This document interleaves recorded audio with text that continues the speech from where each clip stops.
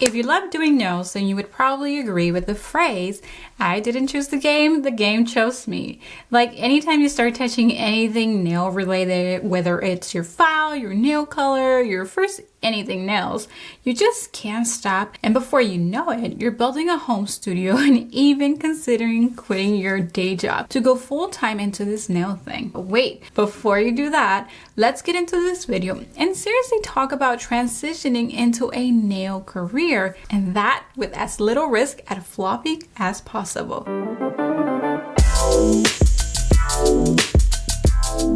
Hey there and welcome back. If you're new here, my name is Paola of PaolaPonceNails.com, and in this channel we talk about premium soft gels and entrepreneurship in the nail industry. If you'd like to continue exploring these topics with us, then at the end of this video, do consider subscribing. So here are 3 tips to consider when thinking about how to transition into doing nails professionally so that you don't end up in a jobless situation or in a hole financially. Tip number 1, start slowly.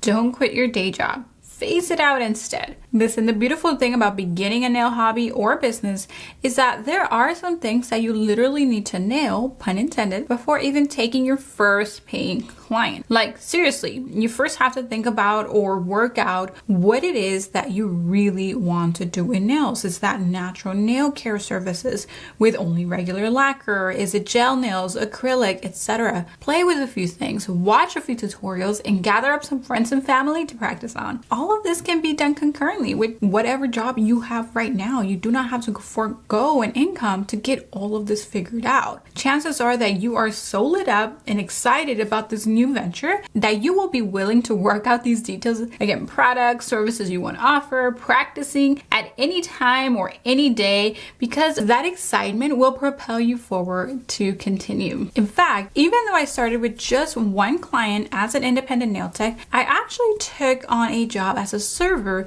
because that offered me the financial and time flexibility that I needed to build my clientele, as well as to pay my nail space rent. I didn't get anything expensive, and getting this space of my own allowed me to come in at any time I wanted to. So I was really paying for that flexibility, even though I did not yet have one client. Tip number 2, do not overspend. Oh my gosh, if I can save you a lot of money anywhere, it will be here. I get it. You're excited, you want to try it all, and this is definitely the stage to do it at, but you also want to be slightly strategic about what you buy. Here's what I learned after servicing over 1,000 clients. Unless this is what you advertise or known for because it comes natural and easy to you, listen up. Most clients will not want nail art. Let me repeat that. Unless this is what you advertise because you want to be known for this, because you are so good and it comes natural to you, most clients will not want nail art. So breathe, relax. You don't need to buy into every fading trend. Truth is that you are more excited and engaged about the nail art content on social media than your client is. Even if your client finds you because of nail art, they won't always want it. It does get old, and many times even your more artsy of clients will want a solid color just for a reset, for a refresh. Now with that being said, if you are thebomb.com at nail art, please make it your business and advertise it and definitely offer it. But even then, you probably won't have to buy into everything because you would have defined your style. It's like I did a lot of nail art, but it wasn't because it just came natural to me and I just couldn't wait to do more nail art. It was because my clients kind of challenged me to do so, and they wanted little things and I could recreate them. But even when they did want nail art, again, they only got it because it was cute and they were gonna get it seasonally, okay? My advice is simple when it comes to nail art. Kid, good at applying glitters, aesthetic swoosh art, French tips, and pick 1 or 2 other things that are sort of evergreen. Like for me, that's metallic powders and foils, and you'll always have something to play with. These nail art tips will keep coming back or stay as cute, cool trends. They're evergreen. But basically, think about reds, pinks, and nudes. Your clients will always be up for those. And trust me, you can open up your nail business with the right 10 colors. That's right, 10 colors. You can set up shop if you're licensed and whatnot and you got your space, and that's it. You don't need an array of colors, and you can always invest a little bit more if you want to, but you don't have to put that money up front. So when transitioning into nails, relax. You don't need to buy a whole studio like fully equipped so that you can just take your first client. Like, not at all. Just think about how many combinations you can make with your glitters over nudes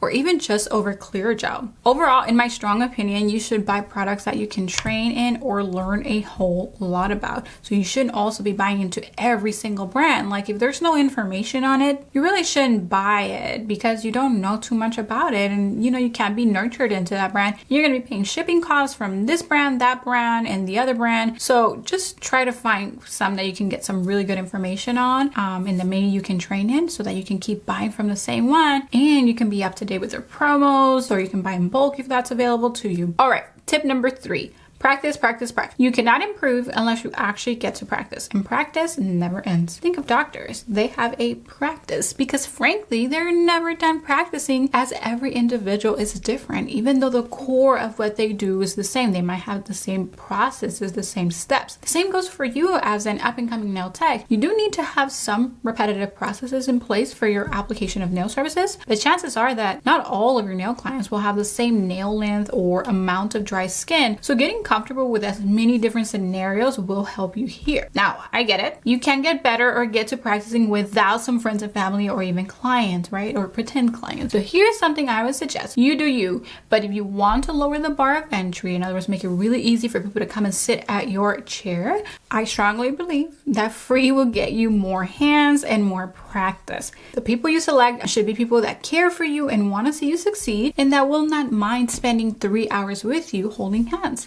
They should obviously know that you intend to make a business out of this, but that you need their time and hands to make it happen. There are only 2 commitments that I would ask of them for doing their nails for free, and these is what they are. Number 1, you want them to commit to treating their nails like jewels, not tools, as if they indeed paid top dollar to get them done. That means gloves for washing dishes all the time if they hand wash, and not using their nails to open and peel things that would definitely destroy them, and to moisturize at least nightly with cuticle oil, but of course we want to do it as many times throughout the day. And number 2 is the most valuable commitment of them all, time commitment. So maybe you've never seen your business or your potential business like this, but when someone makes time out of their schedule to book an appointment with you, yes, of course they're setting some money aside, and sometimes that may or may not be a big thing to them because they have the money, but what they struggle with is finding the time to go sit a couple hours for their nails once or twice a month, okay? So believe it or not, even though you're doing it for free, that participant is actually giving something valuable in return. So that's the second commitment that I want you to get, like literally like a verbal confirmation from them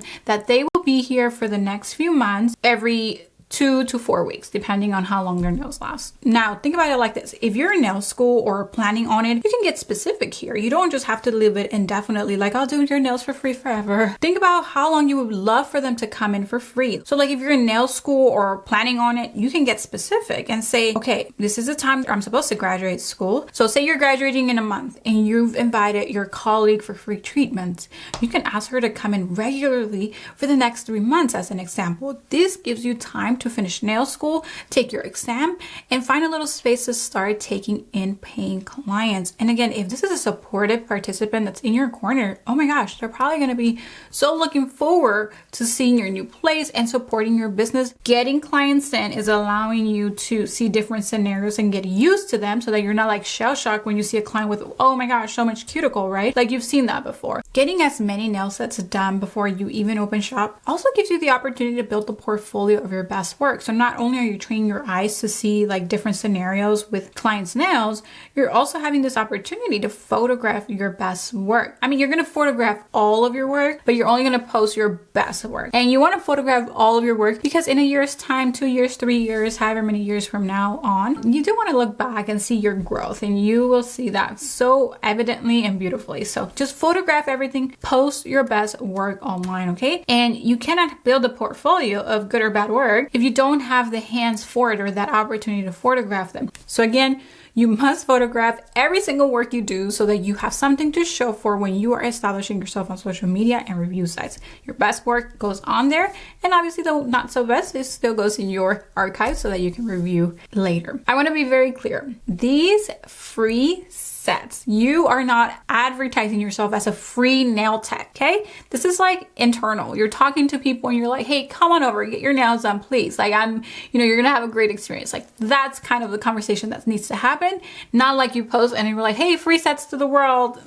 That may hurt you because then people are going to have trouble paying for your services, okay? But if there are people that again are in your corner, that's a little bit different. So you want to have these conversations internally. These free sets are just to incentivize as many people to come and donate their time and fingernails as canvases. Doing their nails for free will also allow you to pretty much do anything you want on their nails. Whereas if you charge even just a little bit, then they would want a say in what they want. And one last thing, you don't have to go to nail school to figure out if nails are for you and if you should consider a career in this. Nail school can be anywhere from like $3,000 to $7,000. So you don't need to invest that to find that out. In fact, if you do invest in nail school in that way, you're actually not going to want to do nails because they're just going to teach you sanitation, disinfection. Like that's a big part of the curriculum. And then you're going to be like, well, nails is just all about tidiness, and it is, but where's the fun, right? So don't do it for that reason, because then you'll be sadly maybe disappointed. But instead, what you can do, practice the 3 tips we talked about. Again, those are number 1, start slowly.